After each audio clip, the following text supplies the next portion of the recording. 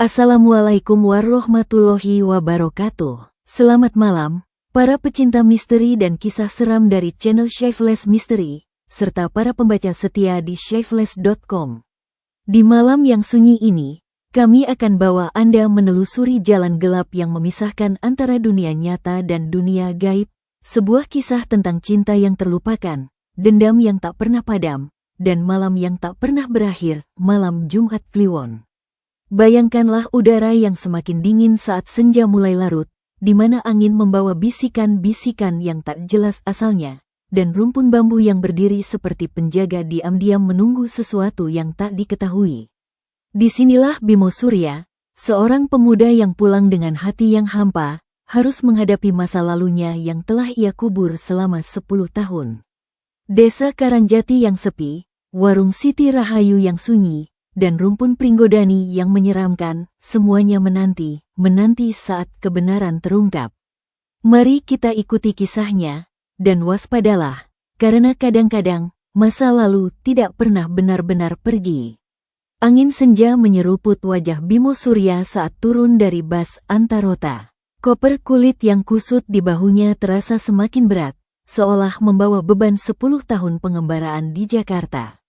10 tahun, ia mengarungi jalan aspal yang tak kenal lelah, mencoba menemukan tempat di tengah hiruk-pikuk kota yang tak kenal lelah.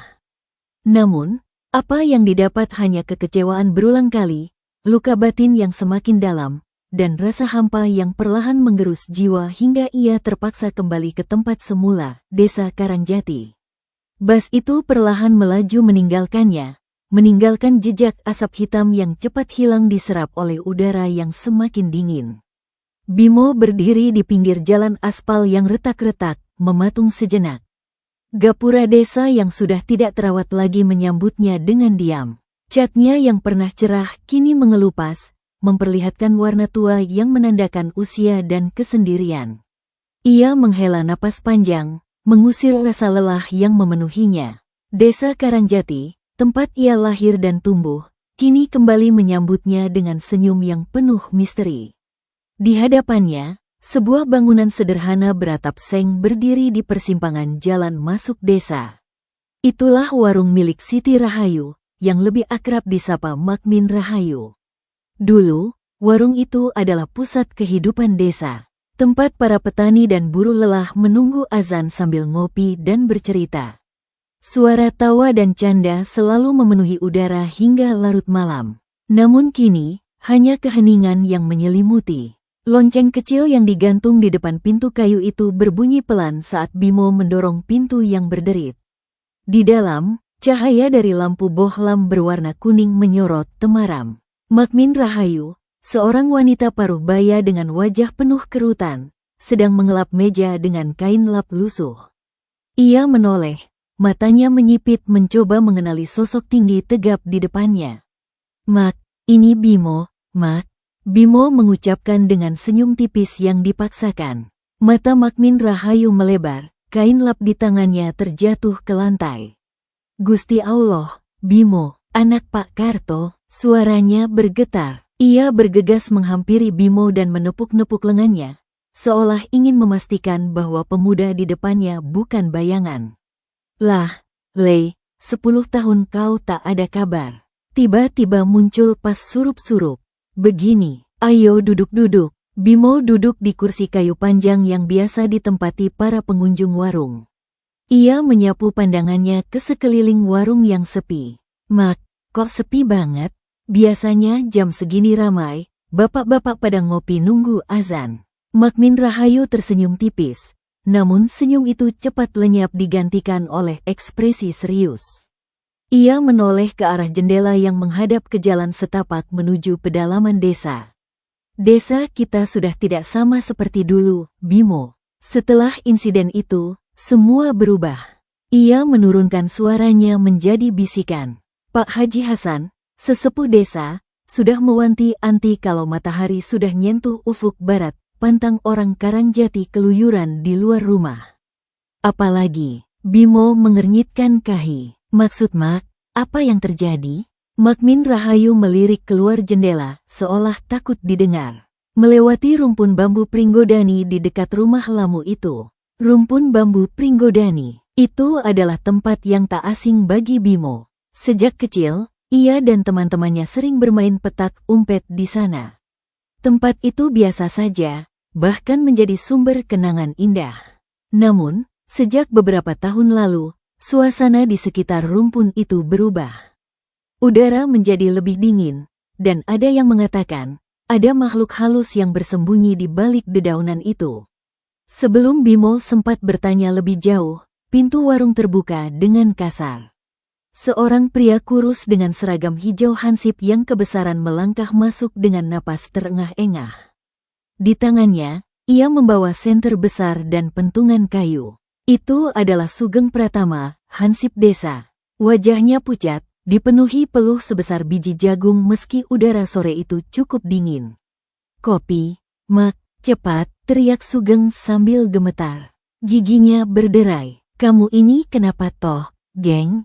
Kayak abis dikejar setan saja. Makmin Rahayu tersenyum kaku. Aduh, Sugeng, tenang saja, nanti kopi sudah siap. Ia meracik kopi dengan tangan yang sedikit gemetar. Sugeng menelan ludah, matanya meliar. Baru saat itu ia menyadari kehadiran Bimo. Loh, Mas Bimo, kapan pulangnya, Mas? Tanyanya terkejut. Namun, ketakutan di matanya belum sirna. Tanpa menunggu jawaban Bimo, Sugeng mencondongkan tubuhnya ke depan. Mas, mending sampean nginap di rumah Pak Haji Hasan dulu malam ini. Jangan pulang ke rumah sampean. Kenapa, Mas Sugeng? Rumahku kan cuma perlu dibersihkan sedikit, tanya Bimo, merasa heran. Sugeng menerima segelas kopi dari Makmin Rahayu dengan tangan bergetar. Bukan masalah debunya, Mas. Ia menunduk, matanya kosong. Saya baru saja patroli dekat rumpun bambu Pringgodani. Anginnya ndak ada, tapi bambunya bergesekan keras banget. Dan, saya nyium bau melati campur darah, Mas. Bimo terdiam. Bau melati campur darah? Itu bukan hal biasa. Lalu Mbah Reksa, kuncen bambu itu? Sugeng menatap Bimo dengan tatapan kosong. Mbah Reksa sudah seminggu ini ngurung diri ndak berani keluar. Katanya dia lagi marah. Aku takut, Mas. Aku takut sekali. Sugeng meneguk kopi dengan gerakan cepat, seolah ingin menghilangkan rasa takutnya. Makmin, kopi lagi. Bimo menghela napas panjang. Ia menatap Sugeng dengan tatapan kasihan dan khawatir. Hati-hatilah, Le. Jangan menoleh kalau kamu dengar ada yang nangis. Bimo mengangguk, pamit, dan kembali melanjutkan perjalanannya. Udara semakin dingin saat ia memasuki jalan tanah berbatu yang membelah area pesawahan kering. Di ujung jalan itu, menjulang gelap dan rapat, rumpun bambu Pringgodani berdiri bagai benteng raksasa yang memisahkan area desa dengan rumah lamanya. Saat langkah Bimo semakin dekat ke rumpun bambu, suasana berubah drastis.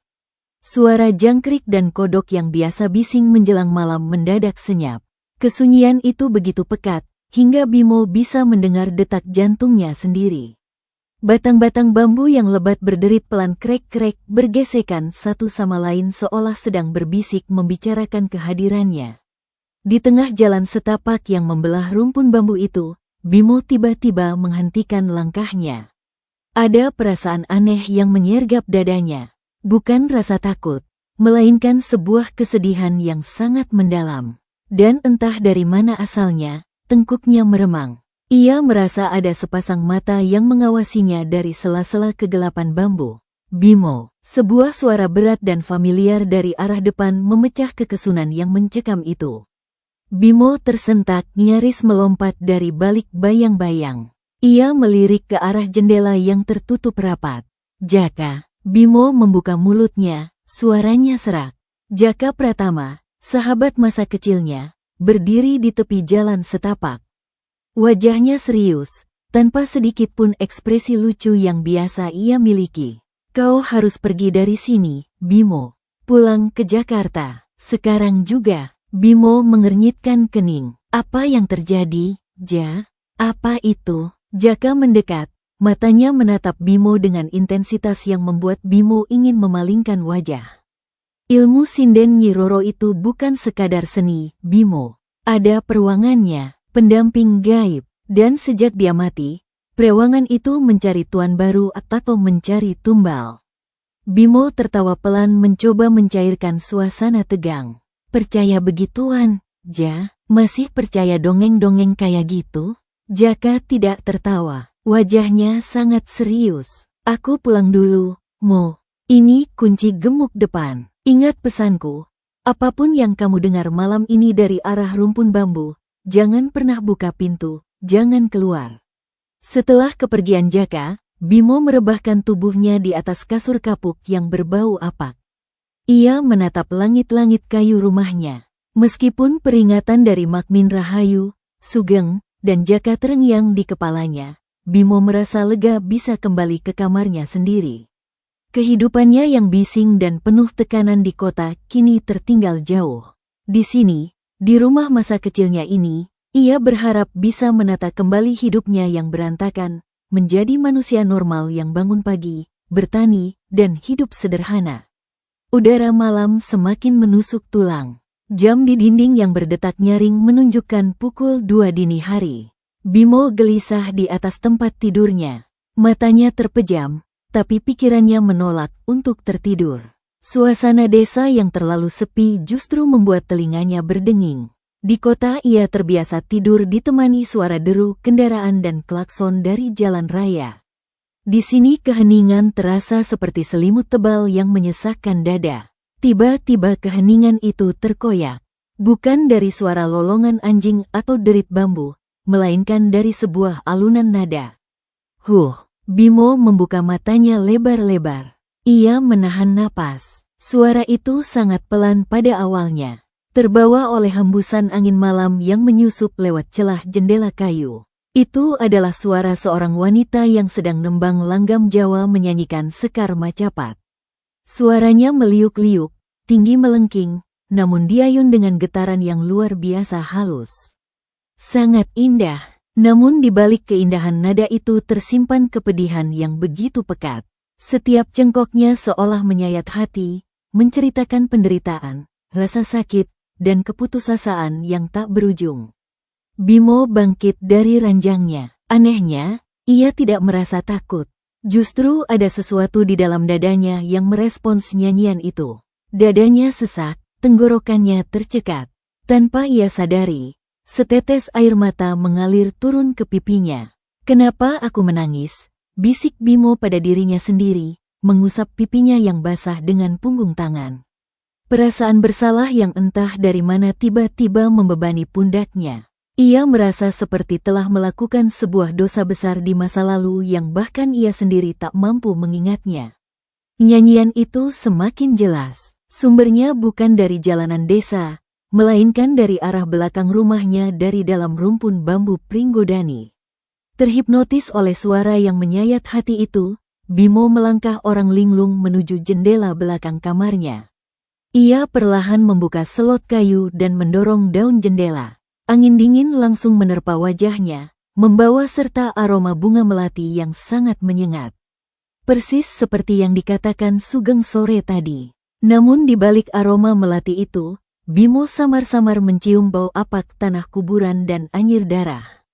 Di bawah cahaya bulan purnama yang pucat, rumpun bambu Pringgodani tampak seperti lautan bayangan hitam yang bergoyang pelan. Dan di sana, di antara celah-celah batang bambu yang rapat, berjarak sekitar 50 meter dari jendelanya, Bimo melihatnya. Sebuah siluet wanita berdiri membelakangi rumah Bimo. Wanita itu mengenakan kebaya tradisional berwarna gelap dengan selendang yang berkibar pelan tertiup angin. Padahal tak ada angin kencang malam itu. Rambutnya panjang terurai hingga menyentuh tanah menutupi sebagian punggungnya. Wanita itu terus menyinden. Suaranya kini bukan sekedar lantunan nada sedih, melainkan mulai terdengar seperti rintihan seseorang yang sedang disiksa. Duh, Gusti, kulo nyuwun pangapunten. Ya Tuhan, aku minta ampun. Bimo mencengkeram kusen jendela kuat-kuat. Logikanya berteriak menyuruhnya menutup jendela dan kembali ke kasur mengingat peringatan keras dari Jaka. Namun matanya tak bisa lepas dari sosok itu. Seolah ada kekuatan tak kasat mata yang memaksa Bimo untuk terus menatap, terus mendengarkan. Tiba-tiba nada sinden itu berubah drastis. Dari yang semula tembang kesedihan, kini nadanya meninggi melodi yang mengancam dan penuh amarah. Siluet wanita di antara rumpun bambu itu perlahan memutar tubuhnya menghadap ke arah jendela kamar Bimo. Jantung Bimo seakan berhenti berdetak. Wajah wanita itu tertutup oleh rambutnya yang panjang dan kusut masai. Namun dari balik helaian rambut itu, Bimo bisa merasakan tatapan mata yang dipenuhi kebencian dan dendam kusumat menembus langsung ke dalam jiwanya. Dan kemudian, lirik tembang itu berubah. Suara wanita itu menggema seolah dipancarkan langsung ke dalam rongga kepala Bimo, mengalahkan suara alam di sekitarnya. Bimo, Bimo, kowe bali. Kowe kudu tanggung jawab. Bimo, kamu kembali. Kamu harus tanggung jawab. Nafas Bimo tercek. Wanita misterius itu tahu namanya. Wanita itu memanggilnya. Di saat Bimo nyaris kehilangan kesadaran karena teror psikologis yang menghantamnya, pandangan matanya menangkap gerakan lain di ujung rumpun bambu. Seorang pria tua renta dengan pakaian pangsi hitam dan ikat kepala memegang sebuah dupa yang menyala merah di tangannya. Ia berdiri di luar batas rumpun bambu, menatap tajam ke arah sosok wanita sinden itu, lalu perlahan menoleh menatap Bimo yang berada di jendela. Itu adalah Mbah Reksa, sang kuncen rumpun bambu. Wajah tua renta itu tidak menunjukkan ekspresi kaget, melainkan sebuah sorot mata penuh peringatan yang mengerikan. Mbah Reksa meletakkan jari telunjuknya yang keriput di depan bibirnya, menyuruh Bimo untuk diam sebelum pria tua itu menaburkan segenggam kembang rupa-rupa ke arah rumpun bambu. Seketika sosok wanita sinden itu menjerit melengking. Sebuah jeritan yang bukan berasal dari pita suara manusia, melainkan suara melengking yang memecahkan kaca lampu Petromax di teras depan rumah Bimo. Bimo tersungkur ke belakang, jatuh terduduk di lantai kamarnya yang dingin. Nafasnya memburu. Dadanya naik turun dengan cepat. Keringat dingin membasahi seluruh tubuhnya. Di luar jendela, suara sinden itu menghilang seketika, digantikan dengan suara tawa mengkikik yang menggema, memantul dari batang ke batang bambu. Semakin lama semakin mendekat ke arah dinding rumah Bimo. Suara tawa mengikik itu terus merayap, seolah entitas yang mengeluarkannya sedang menempelkan wajahnya tepat di dinding kayu kamar Bimo. Sret, sret, terdengar bunyi kuku-kuku panjang yang menggaruk papan kayu dari luar, menciptakan ngilu yang menjalar dari telinga hingga ke tulang ekor Bimo. Bimo menahan nafasnya, membekap mulutnya sendiri dengan kedua tangan yang bergetar hebat. Ia meringkuk di sudut kamar yang gelap gulita, membiarkan tubuhnya menggigil dalam pelukan ketakutan yang absolut. Di luar, suara garukan itu perlahan bergerak memutari rumahnya. Diiringi senandung pelan yang liriknya tak lagi jelas, hanya berupa dengungan parau yang syarat akan penderitaan. Bimo tidak berani menutup mata. Setiap kali ia mencoba memejamkan mata, bayangan wajah tertutup rambut dengan tatapan penuh dendam kesumat itu kembali terbayang membakar retina batinnya. Malam itu terasa seperti keabadian.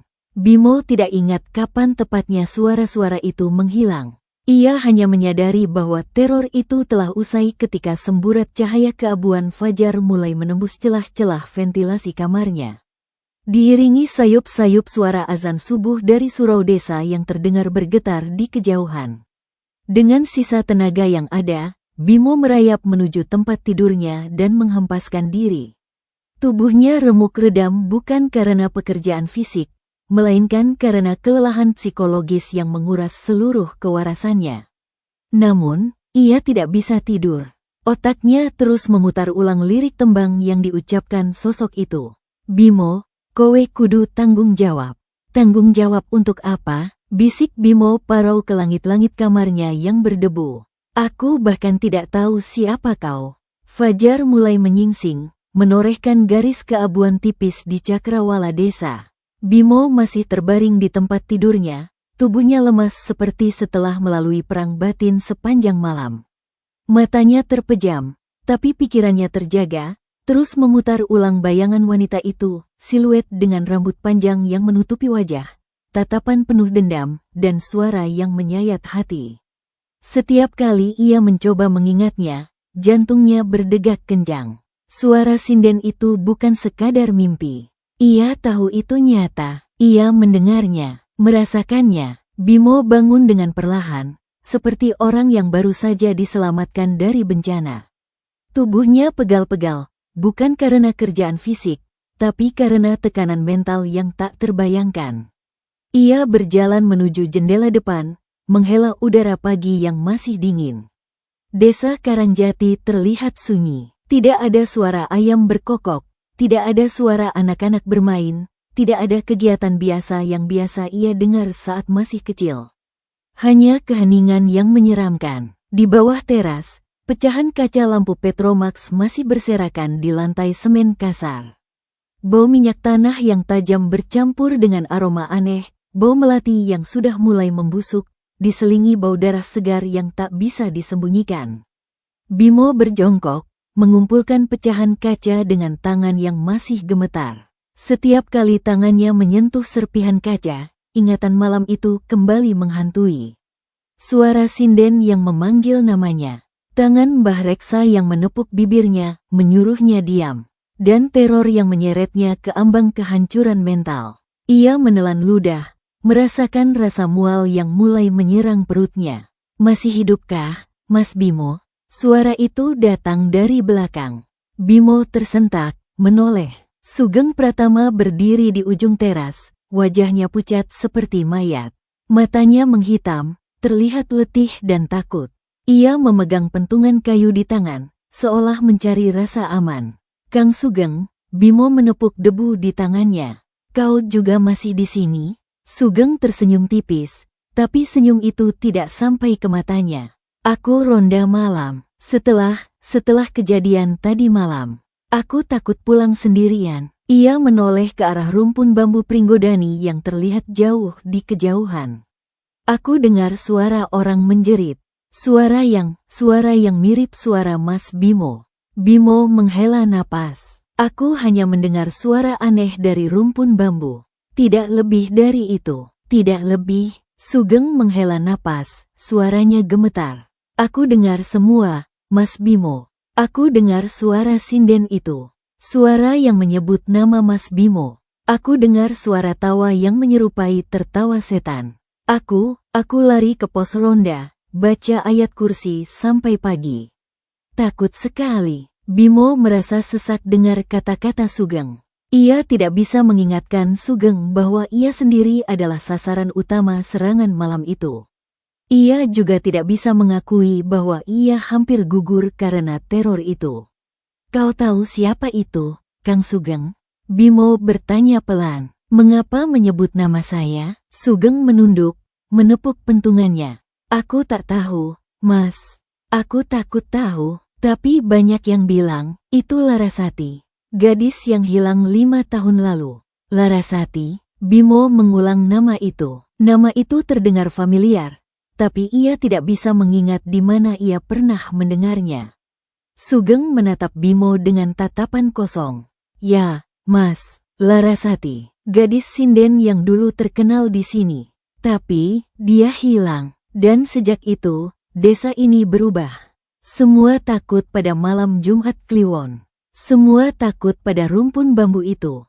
Bimo terdiam. Larasati. Ia pernah mendengar nama itu.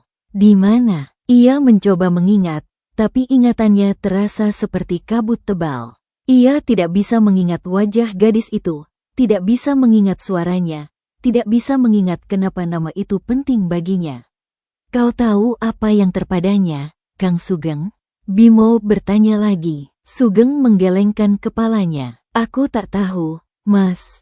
Tapi, aku dengar Mbah Reksa bilang, dia bukan lagi manusia. Dia menjadi sesuatu. Dia menjadi dendam yang menunggu. Dendam. Kata itu membuat Bimo merasa sesak lagi. Ia merasa seperti ada sesuatu yang terkubur di dalam ingatannya, sesuatu yang ia takut hadapi. Terima kasih, Kang Sugeng, Bimo berkata. Aku pergi ke warung Bu Rahayu. Mungkin dia tahu lebih banyak. Sugeng mengangguk, masih terlihat takut. Aku ikuti, Mas, takut sendirian. Bimo dan Sugeng berjalan bersama menuju warung Siti Rahayu. Udara pagi masih dingin, angin bertiup pelan membawa aroma tanah basah dan bunga kantil yang sudah mulai layu. Di sepanjang jalan, tidak ada yang beraktivitas. Semua rumah tampak sepi, seperti sedang berduka atau menunggu sesuatu yang tak diketahui. Di warung Siti Rahayu, beberapa orang sudah berkumpul.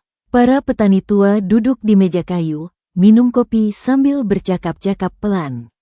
Namun saat Bimo dan Sugeng masuk, suara mereka berhenti. Semua mata tertuju pada Bimo. Beberapa tatapan kasihan, beberapa tatapan curiga, beberapa tatapan takut. Siti Rahayu, pemilik warung, sedang mengelap gelas dengan kain lap. Ia menoleh, wajahnya pucat. Mas Bimo, Mas Sugeng, selamat pagi. Mak, kopi satu, buat saya dan Kang Sugeng, Bimo berkata tanpa melihat mata Siti. Siti mengangguk, suara bergetar. Ia pergi ke belakang warung untuk mempersiapkan kopi. Para tamu warung terus memandang Bimo dengan tatapan yang tak bisa dibaca. Bimo mengabaikannya, duduk di meja dekat jendela. Kau tahu Larasati, Bu Rahayu? Bimo bertanya saat Siti menaruh segelas kopi di depannya. Siti tersenyum tipis, tapi senyum itu cepat lenyap. Ia menatap Bimo dengan tatapan serius. Kenapa tanya itu, Mas Bimo? Itu nama yang tak boleh disebut di siang bolong. Kenapa? Bimo bertanya, suaranya naik sedikit. Apa yang salah dengan nama itu? Siti menunduk, mengelap meja dengan gerakan cepat. Larasati adalah gadis yang dulu menjadi murid Nyi Roro. Gadis yang cantik, baik, dan punya suara emas. Tapi, dia hilang. Dan sejak itu, desa ini berubah. Semua malam Jumat Kliwon, semua takut pada rumpun bambu itu. Semua takut pada suara sinden yang menyebut nama Larasati. Bimo merasa sesak dengar cerita Siti. Ia tidak bisa mengingat kenapa nama itu penting baginya. Tapi ia tahu ada sesuatu yang salah. Ada sesuatu yang terkubur dalam ingatannya. Kau tahu apa yang terpadanya, Bu Rahayu? Bimo bertanya lagi. Siti menatap Bimo, matanya berkaca-kaca. Dia mati, Mas Bimo. Dia dibunuh. Dan sejak itu, rohnya tidak tenang. Dia menunggu seseorang untuk membayar. Membayar apa? Bimo bertanya, suaranya mulai bergetar. Siti menunduk, menepuk meja dengan jari jemarinya yang keriput. Darah, Mas Bimo, darah untuk menebus dosa. Bimo terdiam. Ia merasa seperti ada sesuatu yang menekan dadanya.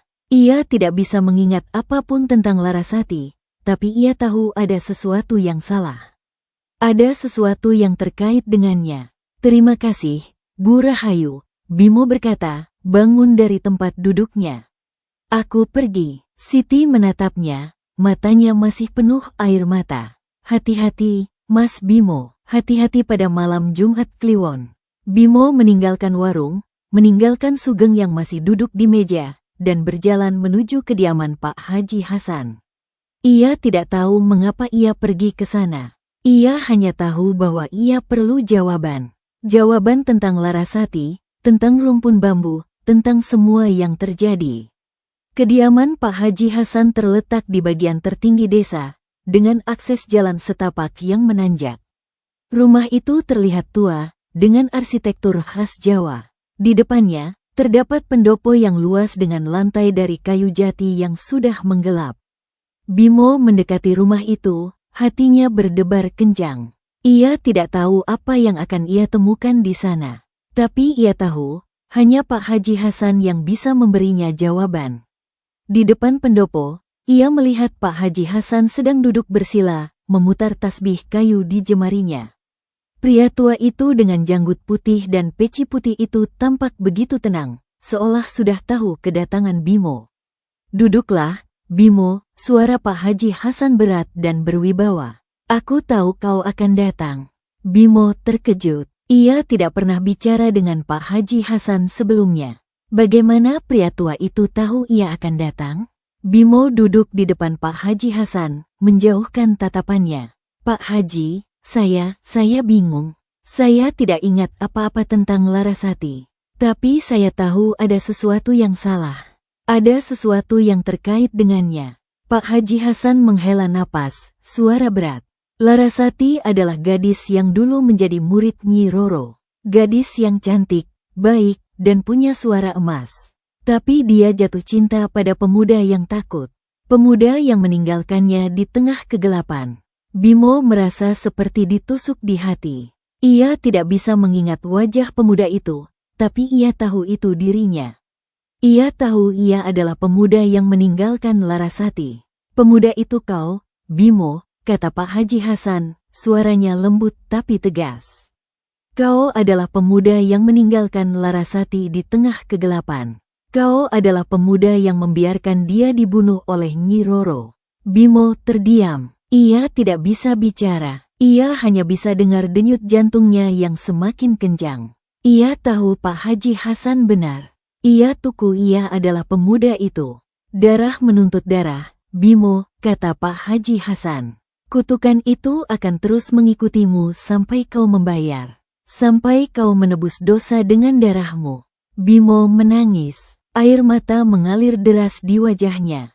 Ia tidak bisa mengingat apa-apa tentang Larasati. Tapi ia tahu ada sesuatu yang salah. Ada sesuatu yang terkait dengannya. Dan sekarang, ia tahu. Ia tahu ia adalah pemuda yang meninggalkan Larasati di tengah kegelapan. Bagaimana cara membayar, Pak Haji? Bimo bertanya, suaranya serak. Pak Haji Hasan menatap Bimo, matanya tajam. Kau harus menghadapi Larasati. Kau harus menghadapi dendamnya. Kau harus menghadapi Nyi Roro. Bimo mengangguk, menahan tangisnya. Aku akan melakukannya. Aku akan membayar dosaku. Pak Haji Hasan tersenyum tipis. Aku akan membantumu, tapi kau harus hati-hati. Larasati dan Nyi Roro sangat kuat. Mereka tidak akan membiarkan kau pergi dengan mudah. Bimo bangun dari tempat duduknya. Terima kasih, Pak Haji. Aku akan kembali ke rumahku. Aku akan siap menghadapinya. Pak Haji Hasan mengangguk. Aku menanti kabar darimu, Bimo. Aku menanti kau membayar dosamu. Bimo meninggalkan kediaman Pak Haji Hasan, perlahan berjalan menuju rumahnya. Udara semakin dingin, angin bertiup lebih kencang membawa aroma tanah basah dan bunga kantil yang sudah mulai layu. Di sepanjang jalan, ia bisa merasa ada yang mengawasinya. Ia bisa merasa ada yang menatapnya dari balik pepohonan dan rumpun bambu. Ia tahu Larasati ada di sana. Ia tusi Nyi Roro ada di sana. Dan ia tusi mereka menunggu untuk menagih dendam. Bimo tiba di rumahnya, mengunci pintu depan rapat-rapat. Ia tidak bisa menghadapi mereka di luar. Ia harus menghadapi mereka di dalam. Di dalam rumahnya, di dalam kamarnya. Di dalam tempat ia pernah meninggalkan Larasati. Ia pergi ke kamarnya, menutup jendela dengan rapat. Ia tidak bisa melihat rumpun bambu. Ia tidak bisa melihat Larasati. Ia harus menghadapi mereka dengan mata tertutup. Ia duduk di tempat tidur, menatap langit-langit kayu. Ia tidak bisa tidur. Ia hanya bisa dengar denyut jantungnya yang semakin kencang. Ia bisa merasa ada yang ada di dalam kamarnya. Ia bisa merasa ada yang menatapnya dari balik bayangan. Buka mata, Bimo. Bimo terkejut. Suara itu datang dari balik lemari pakaian. Suara itu mirip suara Larasati.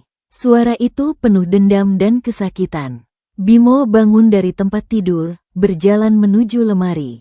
Ia membukanya perlahan. Di dalam lemari, tidak ada apa-apa. Hanya pakaian lama dan benda-benda peninggalan orang tuanya. Tapi ia bisa merasa ada yang ada di dalam. Ia bisa merasa ada yang menatapnya dari balik bayangan. Buka mata, Bimo. Suara itu kembali terdengar. Kali ini lebih keras. Kali ini lebih penuh dendam. Bimo membuka matanya. Di depannya, terlihat sosok wanita dengan rambut panjang yang menutupi wajah.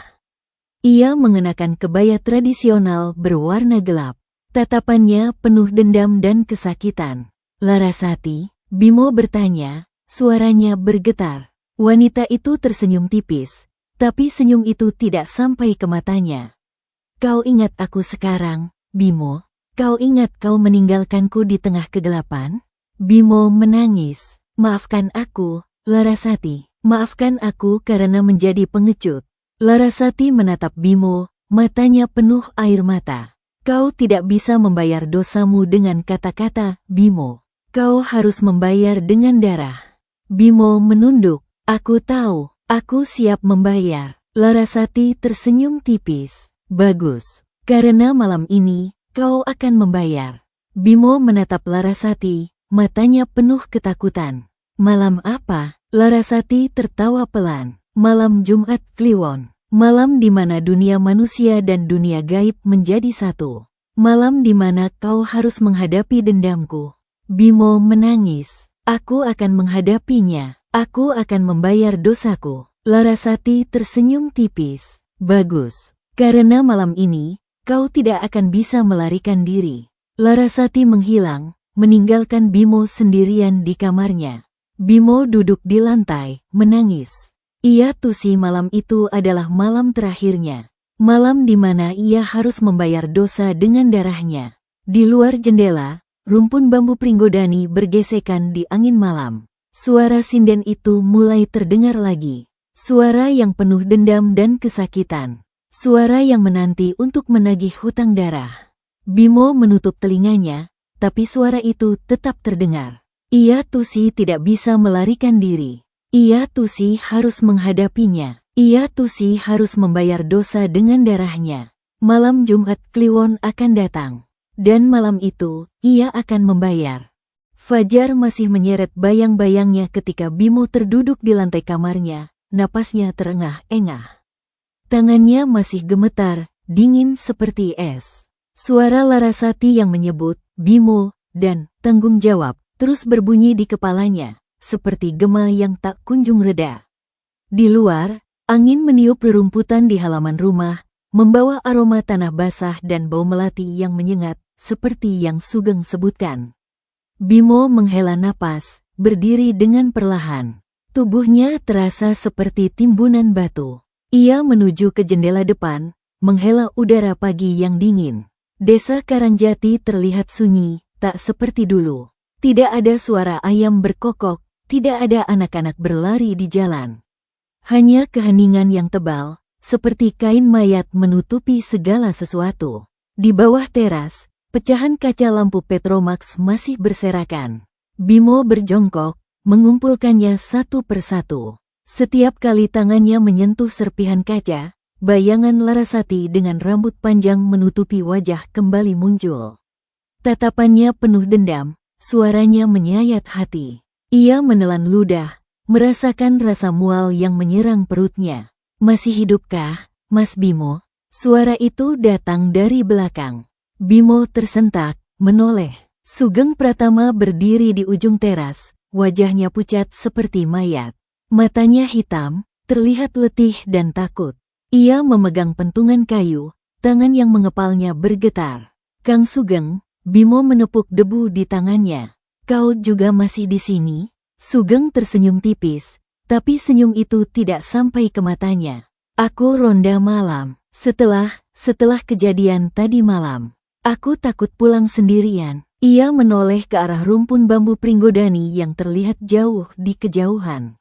Aku dengar suara orang menjerit. Suara yang mirip suara Mas Bimo. Bimo menghela napas. Aku hanya mendengar suara aneh dari rumpun bambu. Tidak lebih dari itu. Tidak lebih. Sugeng menghela napas, suaranya gemetar. Aku dengar semua, Mas Bimo. Aku dengar suara sinden itu. Suara yang menyebut nama Mas Bimo. Aku dengar suara tawa yang menyerupai tertawa setan. Aku lari ke pos ronda, baca ayat kursi sampai pagi. Takut sekali. Bimo merasa sesak dengar kata-kata Sugeng. Ia tidak bisa mengingatkan Sugeng bahwa ia sendiri adalah sasaran utama serangan malam itu. Ia juga tidak bisa mengakui bahwa ia hampir gugur karena teror itu. Kau tahu siapa itu, Kang Sugeng? Bimo bertanya pelan. Mengapa menyebut nama saya? Sugeng menunduk, menepuk pentungannya. Aku tak tahu, Mas. Aku takut tahu, tapi banyak yang bilang, itu Larasati. Gadis yang hilang 5 tahun lalu. Larasati, Bimo mengulang nama itu. Nama itu terdengar familiar, tapi ia tidak bisa mengingat di mana ia pernah mendengarnya. Sugeng menatap Bimo dengan tatapan kosong. Ya, Mas, Larasati, gadis sinden yang dulu terkenal di sini. Tapi, dia hilang. Dan sejak itu, desa ini berubah. Semua takut pada malam Jumat Kliwon. Semua takut pada rumpun bambu itu. Bimo terdiam. Larasati. Ia pernah mendengar nama itu.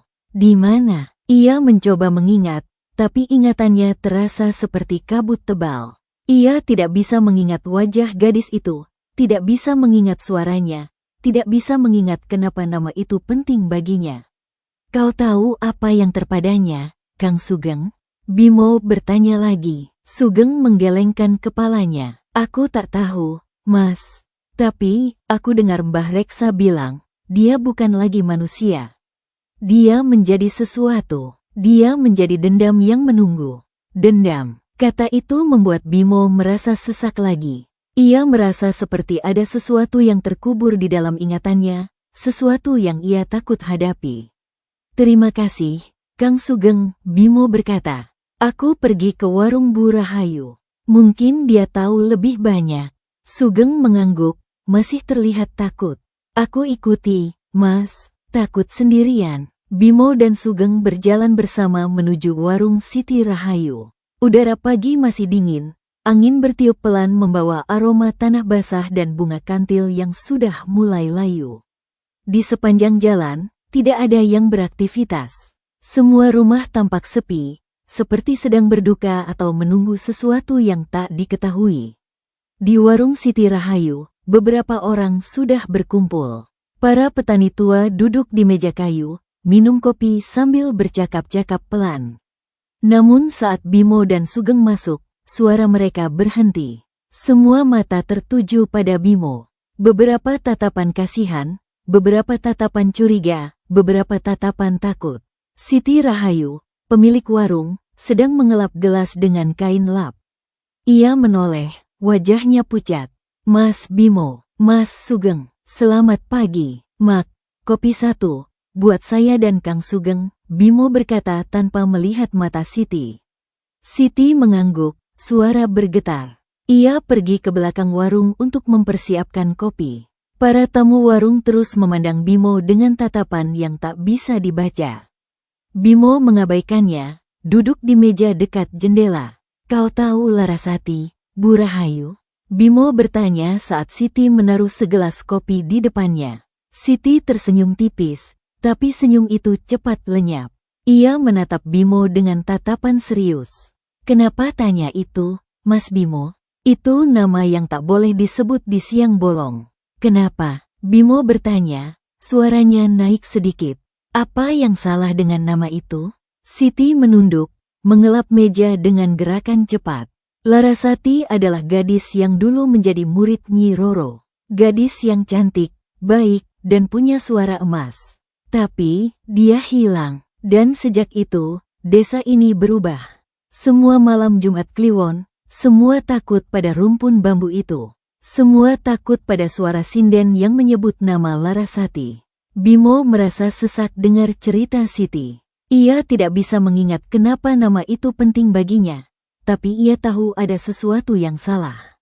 Ada sesuatu yang terkubur dalam ingatannya. Kau tahu apa yang terpadanya, Bu Rahayu? Bimo bertanya lagi. Siti menatap Bimo, matanya berkaca-kaca. Dia mati, Mas Bimo. Dia dibunuh. Dan sejak itu, rohnya tidak tenang. Dia menunggu seseorang untuk membayar. Membayar apa? Bimo bertanya, suaranya mulai bergetar. Siti menunduk, menepuk meja dengan jari jemarinya yang keriput. Darah, Mas Bimo, darah untuk menebus dosa. Bimo terdiam. Ia merasa seperti ada sesuatu yang menekan dadanya. Ia tidak bisa mengingat apapun tentang Larasati. Tapi ia tahu ada sesuatu yang salah. Ada sesuatu yang terkait dengannya. Terima kasih, Bu Rahayu, Bimo berkata, bangun dari tempat duduknya. Aku pergi. Siti menatapnya, matanya masih penuh air mata. Hati-hati, Mas Bimo, hati-hati pada malam Jumat Kliwon. Bimo meninggalkan warung, meninggalkan Sugeng yang masih duduk di meja, dan berjalan menuju kediaman Pak Haji Hasan. Ia tidak tahu mengapa ia pergi ke sana. Ia hanya tahu bahwa ia perlu jawaban. Jawaban tentang Larasati, tentang rumpun bambu, tentang semua yang terjadi. Kediaman Pak Haji Hasan terletak di bagian tertinggi desa, dengan akses jalan setapak yang menanjak. Rumah itu terlihat tua, dengan arsitektur khas Jawa. Di depannya, terdapat pendopo yang luas dengan lantai dari kayu jati yang sudah menggelap. Bimo mendekati rumah itu, hatinya berdebar kencang. Ia tidak tahu apa yang akan ia temukan di sana. Tapi ia tahu, hanya Pak Haji Hasan yang bisa memberinya jawaban. Di depan pendopo, ia melihat Pak Haji Hasan sedang duduk bersila, memutar tasbih kayu di jemarinya. Pria tua itu dengan janggut putih dan peci putih itu tampak begitu tenang, seolah sudah tahu kedatangan Bimo. Duduklah, Bimo, suara Pak Haji Hasan berat dan berwibawa. Aku tahu kau akan datang. Bimo terkejut. Ia tidak pernah bicara dengan Pak Haji Hasan sebelumnya.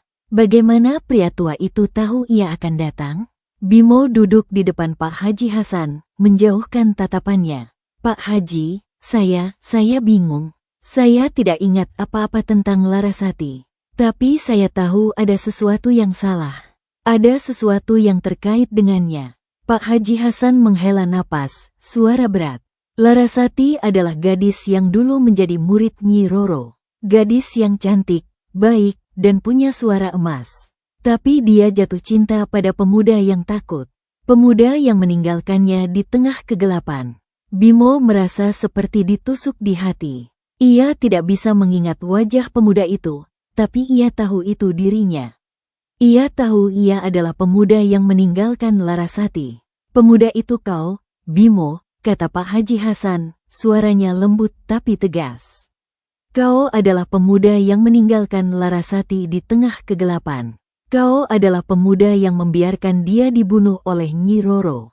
Bimo terdiam. Ia tidak bisa bicara. Ia hanya bisa dengar denyut jantungnya yang semakin kencang. Ia tahu Pak Haji Hasan benar. Ia tuku ia adalah pemuda itu. Darah menuntut darah, Bimo, kata Pak Haji Hasan. Kutukan itu akan terus mengikutimu sampai kau membayar. Sampai kau menebus dosa dengan darahmu. Bimo menangis. Air mata mengalir deras di wajahnya. Ia tidak bisa mengingat apa-apa tentang Larasati, tapi ia tahu ada sesuatu yang salah. Ada sesuatu yang terkait dengannya. Dan sekarang, ia tahu. Ia tahu ia adalah pemuda yang meninggalkan Larasati di tengah kegelapan. Bagaimana cara membayar, Pak Haji? Bimo bertanya, suaranya serak. Pak Haji Hasan menatap Bimo, matanya tajam. Kau harus menghadapi Larasati. Kau harus menghadapi dendamnya. Kau harus menghadapi Nyi Roro. Bimo mengangguk, menahan tangisnya. Aku akan melakukannya. Aku akan membayar dosaku. Pak Haji Hasan tersenyum tipis. Aku akan membantumu. Tapi kau harus hati-hati. Larasati dan Nyi Roro sangat kuat. Mereka tidak akan membiarkan kau pergi dengan mudah. Bimo bangun dari tempat duduknya. Terima kasih, Pak Haji. Aku akan kembali ke rumahku. Aku akan siap menghadapinya. Pak Haji Hasan mengangguk. Aku menanti kabar darimu, Bimo. Aku menanti kau membayar dosamu. Bimo meninggalkan kediaman Pak Haji Hasan, perlahan berjalan menuju rumahnya. Udara semakin dingin, angin bertiup lebih kencang membawa aroma tanah basah dan bunga kantil yang sudah mulai layu. Di sepanjang jalan, ia bisa merasa ada yang mengawasinya. Ia bisa merasa ada yang menatapnya dari balik pepohonan dan rumpun bambu. Ia tahu Larasati ada di sana. Ia tahu Nyi Roro ada di sana. Dan mereka menunggu untuk menagih dendam. Bimo tiba di rumahnya, mengunci pintu depan rapat-rapat. Ia tidak bisa menghadapi mereka di luar. Ia harus menghadapi mereka di dalam. Di dalam rumahnya, di dalam kamarnya, di dalam tempat ia pernah meninggalkan Larasati. Ia pergi ke kamarnya, menutup jendela dengan rapat. Ia tidak bisa melihat rumpun bambu. Ia tidak bisa melihat Larasati. Ia harus menghadapi mereka dengan mata tertutup. Ia duduk di tempat tidur, menatap langit-langit kayu. Ia tidak bisa tidur. Ia hanya bisa dengar denyut jantungnya yang semakin kencang. Ia bisa merasa ada yang ada di dalam kamarnya. Ia bisa merasa ada yang menatapnya dari balik bayangan. Buka mata, Bimo. Bimo terkejut. Suara itu datang dari balik lemari pakaian. Suara itu mirip suara Larasati. Suara itu penuh dendam dan kesakitan. Bimo bangun dari tempat tidur, berjalan menuju lemari. Ia membukanya perlahan. Di dalam lemari, tidak ada apa-apa. Hanya pakaian lama dan benda-benda peninggalan orang tuanya. Tapi ia bisa merasa ada yang ada di dalam. Ia bisa merasa ada yang menatapnya dari balik bayangan. Buka mata, Bimo. Suara itu kembali terdengar. Kali ini lebih keras. Kali ini lebih penuh dendam. Bimo membuka matanya. Di depannya, terlihat sosok wanita dengan rambut panjang yang menutupi wajah. Ia mengenakan kebaya tradisional berwarna gelap. Tatapannya penuh dendam dan kesakitan. Larasati, Bimo bertanya, suaranya bergetar. Wanita itu tersenyum tipis, tapi senyum itu tidak sampai ke matanya. Kau ingat aku sekarang, Bimo? Kau ingat kau meninggalkanku di tengah kegelapan? Bimo menangis. Maafkan aku, Larasati. Maafkan aku karena menjadi pengecut. Larasati menatap Bimo, matanya penuh air mata. Kau tidak bisa membayar dosamu dengan kata-kata, Bimo. Kau harus membayar dengan darah. Bimo menunduk. Aku tahu, aku siap membayar. Larasati tersenyum tipis. Bagus, karena malam ini, kau akan membayar. Bimo menatap Larasati, matanya penuh ketakutan. Malam apa? Larasati tertawa pelan. Malam Jumat Kliwon. Malam di mana dunia manusia dan dunia gaib menjadi satu. Malam di mana kau harus menghadapi dendamku. Bimo menangis. Aku akan menghadapinya. Aku akan membayar dosaku. Larasati tersenyum tipis. Bagus. Karena malam ini, kau tidak akan bisa melarikan diri. Larasati menghilang, meninggalkan Bimo sendirian di kamarnya. Bimo duduk di lantai, menangis. Ia tahu malam itu adalah malam terakhirnya. Malam di mana ia harus membayar dosa dengan darahnya. Di luar jendela, rumpun bambu Pringgodani bergesekan di angin malam. Suara sinden itu mulai terdengar lagi. Suara yang penuh dendam dan kesakitan. Suara yang menanti untuk menagih hutang darah. Bimo menutup telinganya, tapi suara itu tetap terdengar. Ia tahu tidak bisa melarikan diri. Ia tahu harus menghadapinya. Ia tahu harus membayar dosa dengan darahnya. Malam Jumat Kliwon akan datang. Dan malam itu, ia akan membayar. Udara di kamarnya terasa semakin berat. Setiap napas Bimo terasa seperti menarik beban tak terlihat, seolah udara itu sendiri menolaknya. Larasati telah menghilang, tapi bayangannya masih menempel di dinding, di sudut-sudut ruangan, dan terutama di dalam benaknya. Ia duduk di lantai, menutupi wajah dengan kedua telapak tangan. Tangannya masih basah karena air mata. Bersamaan dengan itu, di luar rumahnya, angin menderu lebih kencang. Rumpun bambu Pringgodani bergesekan kencang, menghasilkan suara yang mirip bisikan berulang kali. Suara itu seolah menirukan namanya. Bimo, Bimo. Bimo menghela napas, berdiri dengan perlahan. Ia pergi ke meja dekat jendela, mengambil sebuah kotak kayu kecil yang biasa ia simpan di bawah tempat tidur. Di dalamnya, terdapat garam kasar yang telah dibawa dari Jakarta. Sebelum pergi, ia pernah membaca di internet bahwa garam bisa digunakan untuk membersihkan energi negatif. Ia membuka kotak itu, mengambil sejumput garam. Ia menuju ke setiap sudut kamarnya, menaburkan garam dengan gerakan yang lambat dan penuh keyakinan. Setiap kali garam menyentuh lantai, terdengar suara desisan halus, seperti bisikan tak kasat mata. Jangan menggangguku, bisik Bimo. Jangan mengganggu lagi malam ini. Setelah selesai, ia duduk kembali di tempat tidur. Garam itu seharusnya bisa memberinya perlindungan minimal. Tapi ia tahu, perlindungan itu tidak akan bertahan lama. Larasati dan Nyi Roro tidak akan berhenti sebelum dendamnya terpenuhi.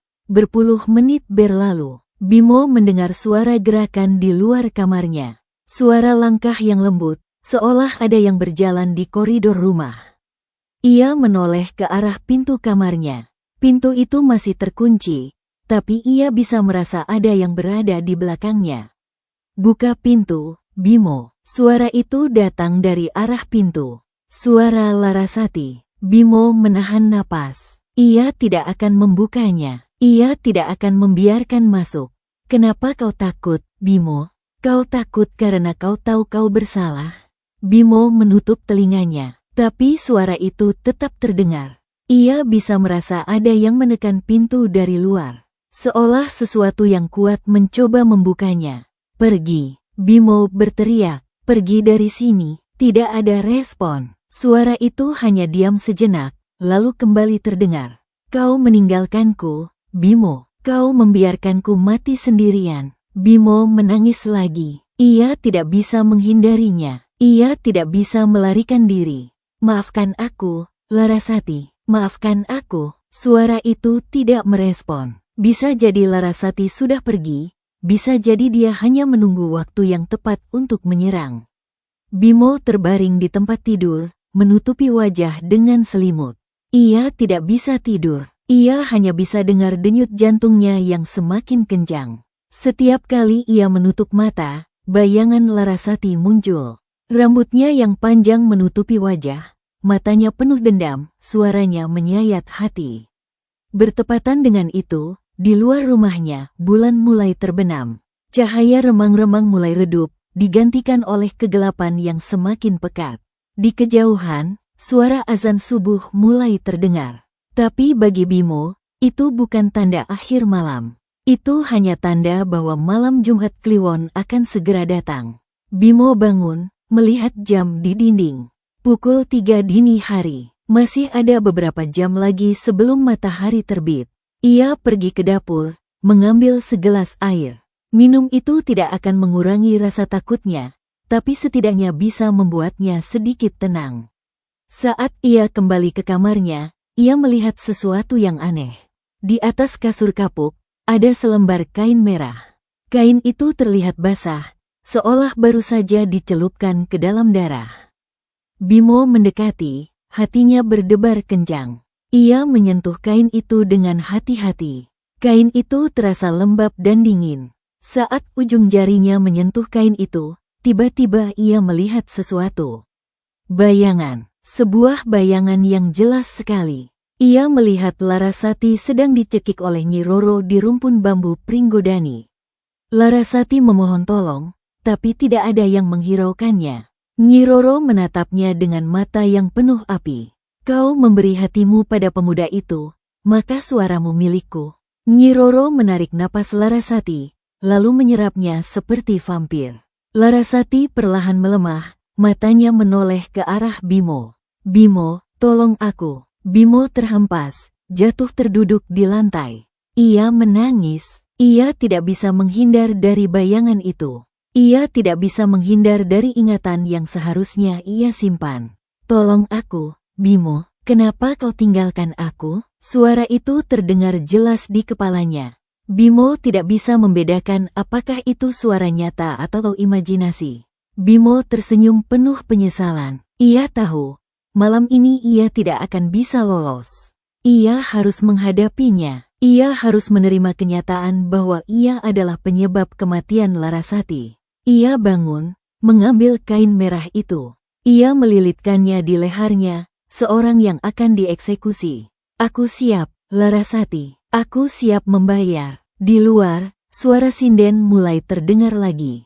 Kali ini lebih keras, lebih penuh amarah. Suara itu seolah menanti. Bimo duduk di lantai, menunggu. Ia tidak akan melarikan diri. Ia akan menerima nasibnya. Malam Jumat Kliwon akan datang. Dan malam itu, ia akan membayar. Pukul 22 malam. Bimo masih duduk di lantai kamarnya, memeluk lututnya dengan erat. Udara terasa dingin, seolah suhu ruangan turun drastis. Di dekat jendela, udara berubah menjadi keruh, seperti asap tanpa api yang melayang-layang. Bisa putih tipis mulai menumpuk di sudut-sudut kamar, seolah mencari celah untuk masuk.